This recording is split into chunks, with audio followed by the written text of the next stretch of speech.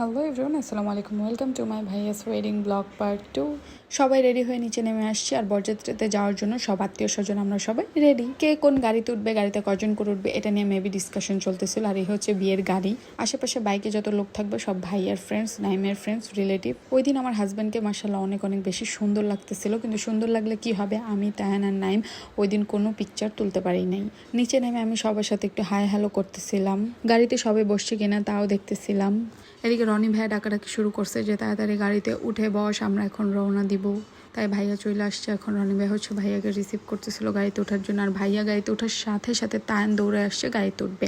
তো আমি চাইতেছিলাম তায়ান ওর নানুর সাথে যাক, কিন্তু তায়ান আগে ওর মামার গাড়িতে উঠে বসে আছে। আর ওই দিন তায়ান আর ওর বাবা সেম ড্রেস পরছিল, ওদের অনেক বেশি সুন্দর লাগতেছিল। আর আমি এদিকে হাতের মধ্যে কতগুলো ব্যাগ, এদিকে গোল্ড, তারপর ওদের হচ্ছে বিয়ের নিকানামা, এইসব আমার কাছে ছিল। এইসব ব্যাগগুলো কন্টিনিউয়াসলি আমার হাতে নিয়ে টানা লাগছে। অতপর গাড়িতে ওঠার পরে আমাদের সব গাড়ি বাইক সব কিছু স্টার্ট হয়। এখন আমরা হচ্ছে টিং টিং টিং টিং করে হচ্ছে ভাবিদের বাসার উদ্দেশ্যে রওনা দিই।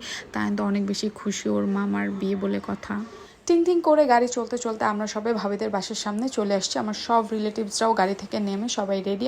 ওই দিন এত বেশি গরম ছিল, মানে অনেক অনেক বেশি গরম ছিল। এদিকে সবাই দাঁড়ায় আমরা ওয়েট করতেছিলাম কখন ভাবিদের বাসায় আমরা ঢুকবো। অতপর দৌড়িয়ে ক্যামেরাম্যান চলে আসছে, এসে ভাইয়া যে গাড়ি থেকে বের হবে এই ভিডিওগুলো নিতেছিল, কিন্তু ক্যাসেট দেখে আমার মাথাটা ঘুরে গিয়েছে যে উনি কি ভিডিও শটগুলো নিতে।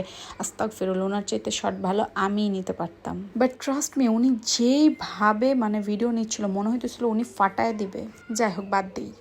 এখন হচ্ছে গেট ধরার পালা, যেটা বরযাত্রের মধ্যে মেইন একটা মজার পার্ট থাকে। তো এই পার্টে সবাই এনজয় করতেছিল। গেট ধরা শেষে আমরা আবারও টিং টিং করে পৌঁছে যাই প্যান্ডেলের ওইখানে। তো এখানে যাওয়ার সাথে সাথে সবাই সবার মতো খেতে বসে পড়ে। তো আমি হচ্ছে সবার একটু একটু করে ভিডিও নিতেছিলাম, কেননা ক্যামেরাম্যান যে কি শুট নেয় তা তো আমার দেখা শেষ। আর ভাইয়া স্টেজে যে বসছিল, এটা হচ্ছে আমার ফুপু আর ফুপা। আব্বু ওনাদের সাথে হচ্ছে একই টেবিলে বসছিল খেতে। আর এই হচ্ছে আমার ফুপাতো ভাই, যার নাম হচ্ছে অনিক। ওর পাশে বসছে আমার সুন্দরী আব্বাজান। আর বাকি সব জায়গায় হচ্ছে ভাইয়ার ফ্রেন্ডস, আরও পরিচিত, তারপর আমার রিলেটিভস, কাজিন, এরা সবাই ছিল এখানে। তো এইদিকে হচ্ছে আমি সবার একটু একটু করে ভিডিও নিতেছিলাম, কারণ আমি তখনও খেতে বসি নাই, তাই আমার কোনো কাজ নেই। আর এই হচ্ছে আমার সব রিলেটিভস। এই লাইমা থেকে শুরু করে এই পাশে সব ব্ল্যাক পরে আসছে, এই গরমের ওদের না জানি কি অবস্থা।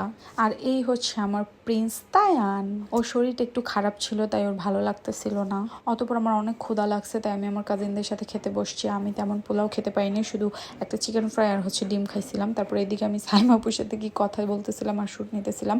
আর এইখানে হচ্ছে ওরা সবাই বসে গল্প গুজব করতেছিল। এই হচ্ছে আমার বান্ধবী প্রমি, ওকে অনেক সুন্দর লাগতেছিল মাশাআল্লাহ। এখন হচ্ছে ভাবি চলে আসছে পার্লার থেকে, তো ওরে হচ্ছে স্টেজে উঠাবো। তো এদিকে দাঁড়ায় আমরা ভিডিও শুট দিতেছিলাম। গরমে আর শাড়ির ভারে আমার ভাবির মনটা একটু খারাপ ছিল, মানে গরমে বেচারি পেরেশান হয়ে গেছিল। অবশ্য এত হেভি জামা কাপড় পরে আমরা সবাই গরমে অতিষ্ঠ হয়ে যাইতেছিলাম। অতপর একের পর এক সবাই হচ্ছে ভাইয়া ভাবির সাথে ছবি তুলতেছিল, ভিডিও করতেছিল। আর এদিকে হচ্ছে ভাইয়া শাশুড়ি, আই মিন আন্টি, ভাইয়াকে আংটি, তারপরে চেন, এগুলো সব পরায় দিচ্ছিল। এদিকে আন্টিকে দেখেই বোঝা যাইতেছিল যে উনি অনেক বেশি কষ্টে আছে, তার একমাত্র মেয়ের বিয়ে হয়ে যাইতেছে। অতপর সে যখন জানলো যে আমি তার মেয়েকে একটুও জ্বালাবো না, তখন সে অনেক বেশি খুশি হয়ে গিয়েছিল। এই হচ্ছে ভাইয়ার উকিল মা, যিনি ভাইয়াকে অনেক সুন্দর একটা ঘড়ি গিফট করেছিল। অতপর অনেক অনেক বেশি লেট হয়ে গেছে, অনেক অনেক বেশি ক্ষুধাও লেগে গেছে, তাই আমরা সবাই বসে পড়ি খাবার খেতে। মানে ভাইয়া ভাবি যখন খাবে তো ওদের সাথে আমরা সবাই আবার খেতে বসে পড়ি। এদিকে তায়ান হচ্ছে ওর নানুর সাথে বাসায় চলে গিয়েছিল, কেননা তায়ানের অনেক অস্বস্তি লাগতেছিল, মনটা অনেক খারাপ ছিল, শরীরটা একটু সিক ছিল। তাই বলছি আম্মু তুমি ওকে নিয়ে বাসায় চলে যাও, আমরা একটু পরে চলে আসবো। তাই আমিও আমার ছেলেকে মিস করতেছিলাম। এই হচ্ছে আস্ত মুরগি, যেটা আমি খেতে পারি না।